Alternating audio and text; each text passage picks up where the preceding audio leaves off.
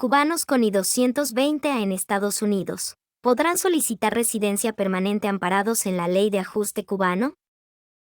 Aunque son muchos los cubanos que emigran actualmente a Estados Unidos, no todos logran entrar al país bajo las mismas condiciones y amparados en las mismas leyes migratorias. Una de las que actualmente ha generado mucha polémica es precisamente la llamada Orden Bajo Palabra o I-220A. Sin embargo, recientemente fue noticia que miles de cubanos que ingresaron a Estados Unidos con un I-220A no podrán solicitar la residencia permanente en ese país amparados en la Ley de Ajuste Cubano.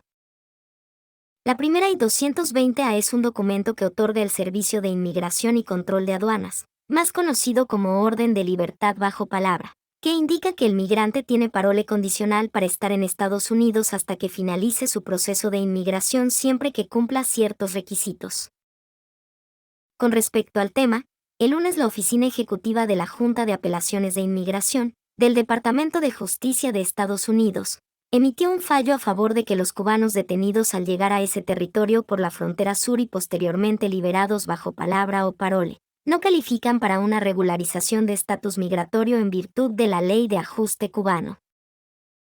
De acuerdo a la información proporcionada, la decisión responde a que el organismo rechazó que esa categoría fuera considerada un parole por medio de la ley descrita.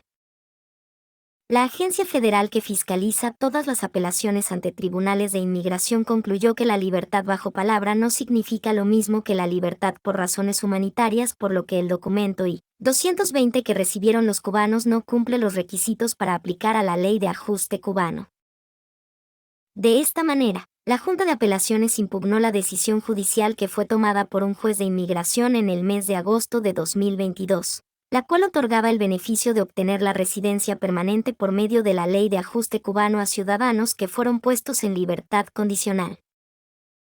El Departamento de Seguridad Nacional defendió la decisión con el argumento de que las autoridades detuvieron a los migrantes cubanos que hicieron la petición al juez de inmigración a menos de 1 milla y unos 40 minutos después de entrar por la frontera sur de Estados Unidos sin que estos hubieran sido inspeccionados o recibido libertad condicional, indicó una fuente oficial que se reseñó la información. Al decir de Mark Prada, afiliado a la firma de abogados de inmigración Prada Urizar Domínguez radicada en Miami, esos jueces razonaron que liberar a cubanos con la forma I-220A era, básicamente, una liberación inadecuadamente documentada y que la única explicación legal para la liberación lo constituye el parole humanitario. Según el experto, los jueces de los tribunales de inmigración deberán seguir el precedente de la Junta de Apelaciones de Inmigración debido a que es vinculante. Desde el año 2019, Prada ha explicado en varios casos que poner en libertad a los cubanos solamente con un documento I-220A es ilegal. La decisión tomada podrá ser modificada solamente por el Secretario de Justicia de Estados Unidos o por una corte federal. ¿Cuáles son las opciones que quedan para los cubanos con I-220A en Estados Unidos luego de la decisión judicial? A decir de Prada, abogado de inmigración, las opciones que quedan para los migrantes cubanos con el primer 220A es continuar con las rutas de legalización más tradicionales como lo es la petición de asilo. También las personas deberán limitarse a apelar sus casos, o en el caso más extremo, correr el riesgo de convertirse en indocumentados y que sean deportados a Cuba. Ahora todos serán declarados inelegibles por la Ley de Ajuste Cubano, y la única forma en que pueden buscar reparación es que se les niegue sus casos y sigan apelando en un tribunal federal, refirió Mark Prada. Otros expertos han comunicado que en caso tal que se negara la solicitud de asilo, el juez podrá emitir una orden de deportación o una withholding of removal. Al respecto, el abogado de inmigración Jesús Novo aclaró que con una withholding of removal, el migrante cubano puede quedarse en Estados Unidos, pero sin posibilidades de que le otorguen la residencia permanente en ese país.